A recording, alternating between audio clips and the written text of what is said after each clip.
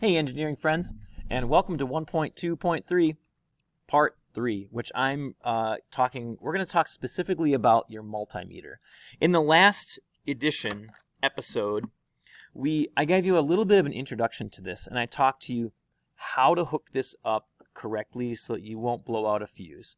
And today what we're going to do is I'm going to zoom in a little bit closer to this so you can actually see what the knobs are, what they're labeled as, and where do you plug these leads in to measure what you're trying to measure. Let's get started. So if you look at this, let's see if we can get it to zoom in or actually focus on it. Maybe it won't, maybe it will. But there's a few things that you need to understand here. Number one, on the back side there's a little kickstand, so you can pop out this kickstand and it can sit on your desk, and it's very nice and easy to read, so everybody at your lab table can do that. So that's kind of nice. Number two, these are what we call the probes. So there's just a big cable here that plugs into, and they're kind of color coded. So if I unplug them, you'll see that in the center here, this one has it's black. So they call it the common, C-O-M. And so the black one goes in the middle like that. And then the red one can either go here or it can go over here. Now, it only will go on this left-hand side. It only goes on the left-hand side if you're measuring currents that you're expecting to be in the 1 amp range. Like this will go up to 10 amps. This is actually not a bad place to start. Like when you're trying to measure current, this is the most protected that you can have when you put it here. So I like to put it there, and you'll see that there's this yellow like line that kind of goes up. So then you want to turn this, wrong way, over to that yellow line, and then you can measure the current. And you'll see over here on the side it says amps, A, and that's where it's measuring. And then it says DC, which is direct current up there. Now, if I wanted to measure very small current, what's the benefits or pros and cons of this? When you're over here, it's not a very precise measurement. Let's say that the current I was expecting is 0.125. This is a really blunt force.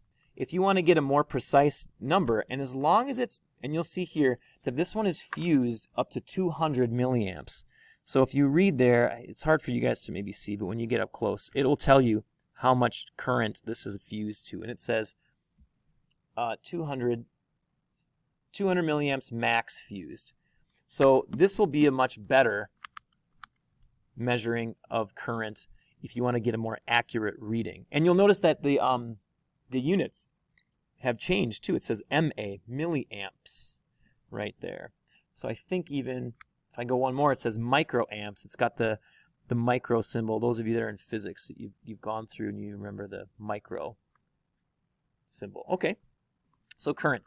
These to the left. So if I turn to here, microamps, milliamps, and then amps. Then remember, if you want to measure 10 amps, you have to move this lead over to the other side to do that. Now, how do you measure voltage? Voltage, the next one right here, it says voltage alternating current. We're never going to use that one inside of principles of engineering or physics.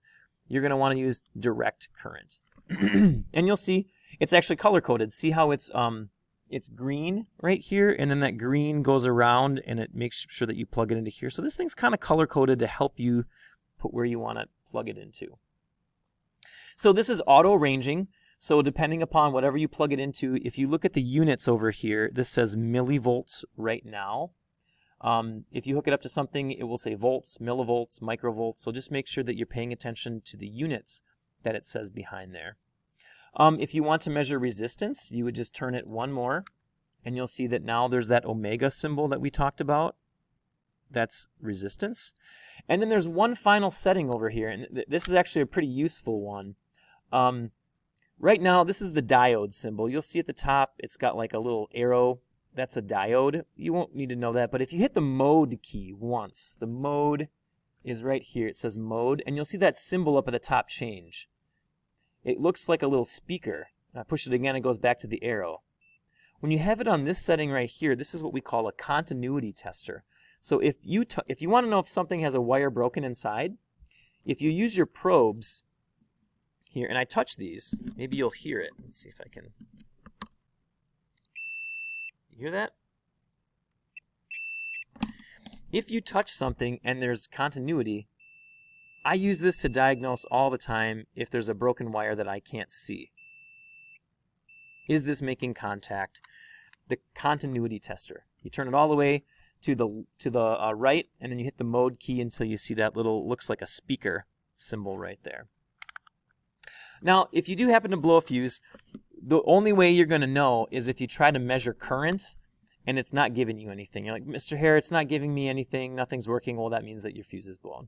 And the way to change your fuse is in the back. So it's got this rubber coating to it, so you're going to want to peel this rubber coating off. And then there's a screw right here. You'll undo this screw, and maybe I'll do that. Bear with me. I went and got a screwdriver, and of course it's too big. So here I got one that's, I think, the right size. So we're working our way. And if you need to know, excuse me, on the back here, it tells you how big the fuses are. That if you need to replace them and you can't read, there's some writing here that tells you the fuse. So when you peel this away, you'll see number one, here's your batteries if you need to replace the batteries, and then down below are the fuses. And if you look carefully, you'll be able to tell if there's one that's burnt out. You may be able to see it might be charred. So you take like a screwdriver or something, and you just, or pencil or whatever, and you want to pry that fuse away from there. And that fuse, and if you look really closely, there they are. There's one right there, and there's the other one right here. Pull that out, put a new one in, slap your screw back in, and away you go. All right, friends. Good luck. If you've got questions with these, specifically with current, that's the big one where you'll burn your fuse out. You have no problems voltage. Voltage is good. Resistance is good. But when you go to do your current, that's where you can blow your fuse.